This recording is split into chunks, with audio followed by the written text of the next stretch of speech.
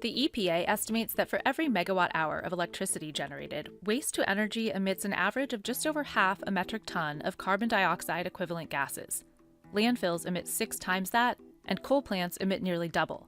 You don't see what people think might be soot or dark smoke because that's what the air pollution control system manages.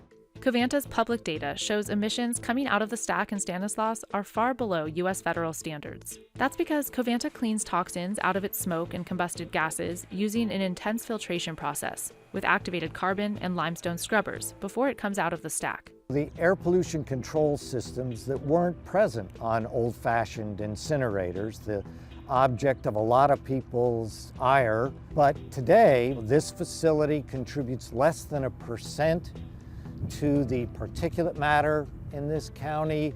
Dioxin and mercury are some of the most dangerous emissions that concern critics like Gaia, who point to facilities like one in the Netherlands, which regulators found was emitting so much dioxin it was contaminating grass and chicken eggs in the surrounding area.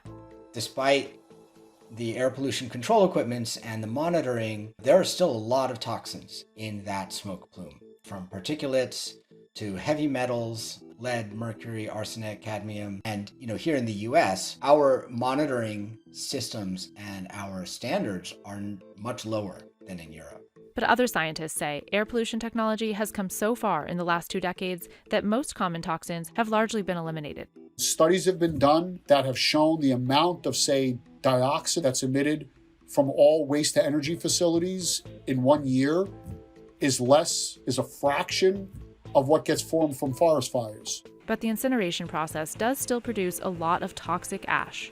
The environmental regulators require that we test our ash on a regular basis to see if we can leach out anything like a heavy metal, like a mercury or cadmium or leads. And happily, we've always passed our tests.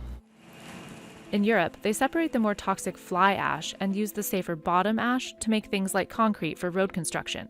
But in the US, the fly and bottom ash are usually mixed together, making it too toxic to be reused, so it's buried.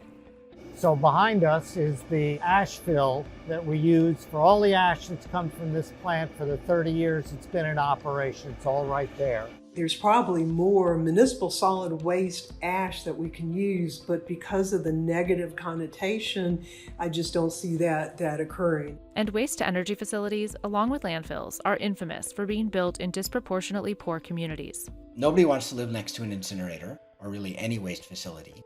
And wealthy communities and white communities generally have the political power to stop it.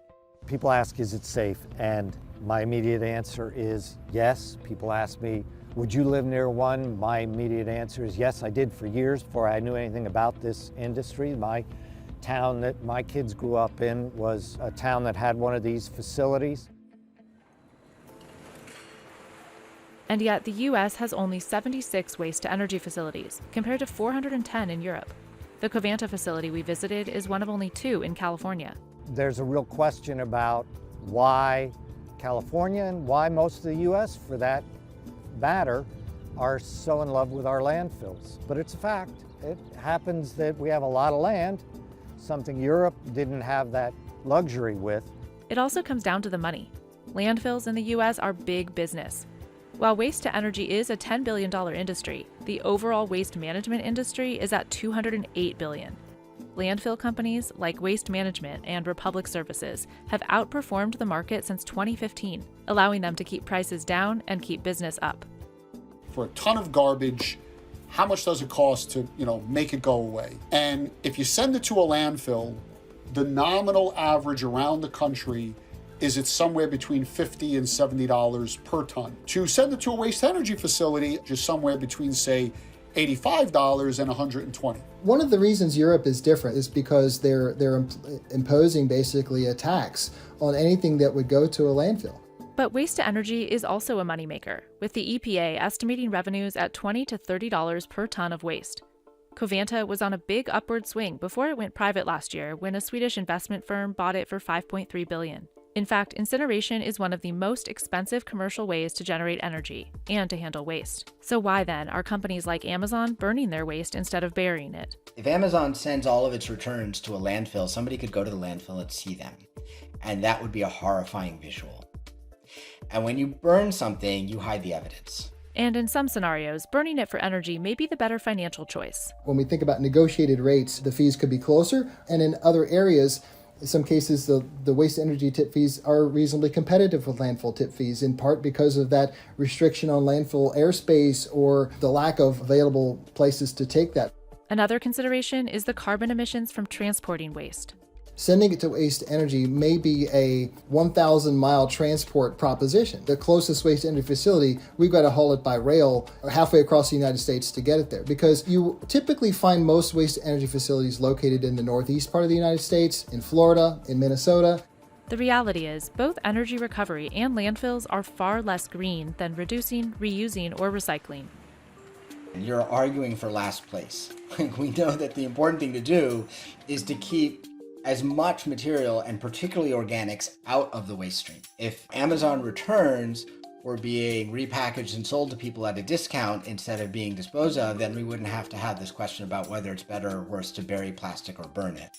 Amazon has indeed been adding programs to make sure more returns are resold as used, refurbished, or liquidated, and says it's working toward a goal of zero product disposal, although it wouldn't give a target date for that lofty promise. It also wouldn't share the breakdown for how many returns go to energy recovery. If you look in nature, there is no waste. Everything's used in some way. And so ideally, that's the focus, that's the direction that EPA would like to go, but we're not there yet. And so how can we best manage the different materials? Until consumer behavior changes, waste-to-energy plants will continue to offer a landfill alternative for big corporations and local governments like Stanislaus County, where Covanta's most recent 15-year contract extends through 2027. Would we want to see all of no waste generation? Absolutely. But we're not there technologically yet, and we're not there policy-wise yet. So if I can make heat out of it and use it to heat homes, or I can make electricity out of it and offset coal that's being mined, then that would be far better than that not happening at all.